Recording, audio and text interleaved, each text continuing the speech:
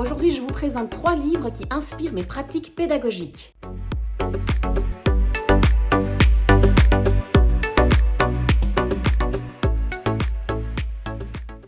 Si vous avez regardé ma première vidéo, vous savez que je suis passionnée de pédagogie et que je me nourris régulièrement d'ouvrages écrits par des enseignants, des pédagogues, des neurologues. Ces livres viennent nourrir mes pratiques pédagogiques et surtout, ils m'ont permis de renouer avec ma passion alors que je pensais avoir perdu le feu. Donc un conseil, lisez ce genre de livres. Ils vous permettent de reconsidérer positivement vos pratiques pédagogiques et aussi vos relations aux élèves. En voici donc 3 qui m'ont inspirée récemment. L'école du cerveau, c'est chez le livre de poche et c'est signé Olivier Houdet.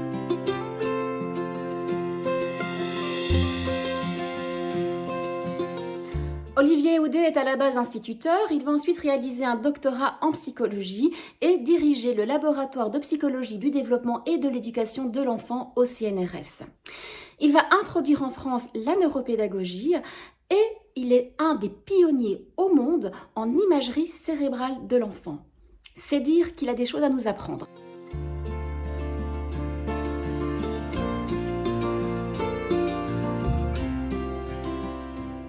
Olivier Houdet nous invite d'abord à un voyage pédagogico-historique. Il nous emmène à la rencontre des grands pédagogues dont les principes ont jalonné l'histoire de la pédagogie. Platon, Locke, Rousseau, Itard, Séguin, Montessori, Freinet, De Crowley, sans oublier Binet, Piaget et Vygotsky.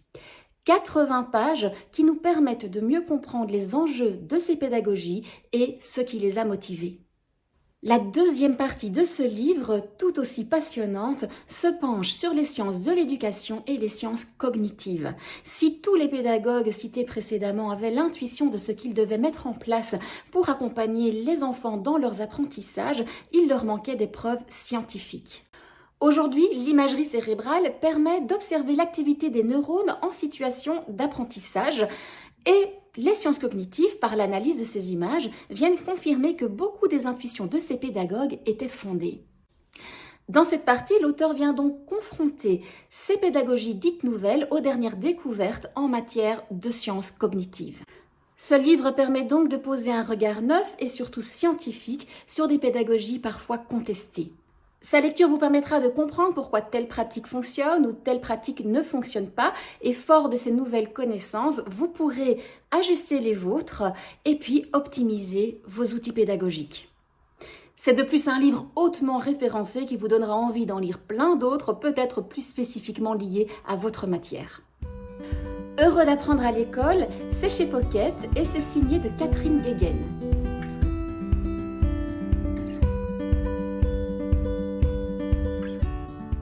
Catherine Guéguen est pédiatre, elle est spécialisée en soutien à la parentalité et formée en communication non violente. Elle donne régulièrement des conférences à destination des éducateurs au sens large du terme et son livre est passionnant.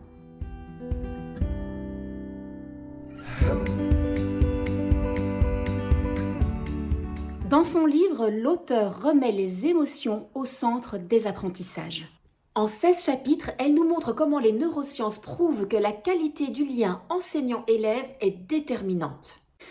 Elle nous explique entre autres les effets désastreux de la violence éducative, entendons celle exercée par l'école, l'importance de l'empathie et du développement de nos et de leurs compétences émotionnelles, l'attention particulière qu'il faut accorder au lien enseignant-élève, les méfaits du stress sur le développement du cerveau de l'enfant et de l'adolescent. Et bien sûr, elle définit toutes ces notions. Il faut ajouter à cela les réponses aux questions que soulèvent ces explications. Comment développer les compétences socio-émotionnelles de nos élèves? Comment s'apprend l'empathie? Vaut-il mieux complimenter ou encourager? Et tout cela dans un langage tout à fait accessible. Ce livre vous apportera une meilleure compréhension du rôle et de l'importance du rôle des neurosciences affectives.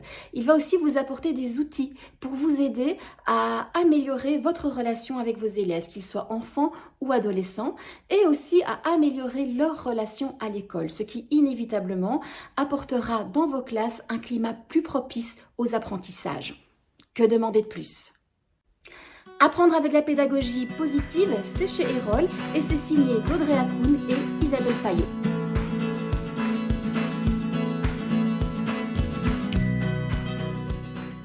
Audrey Hakoun est thérapeute cognitivo-comportementaliste. Quant à Isabelle Payot, elle est psychologue clinicienne du travail et des apprentissages.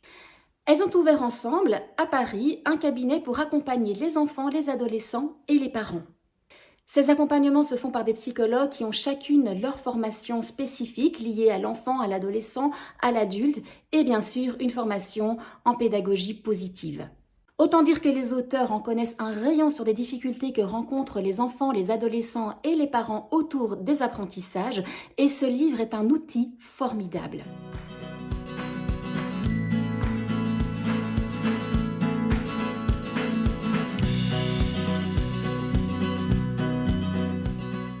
Le livre se divise en 3 parties, plus intéressantes les unes que les autres.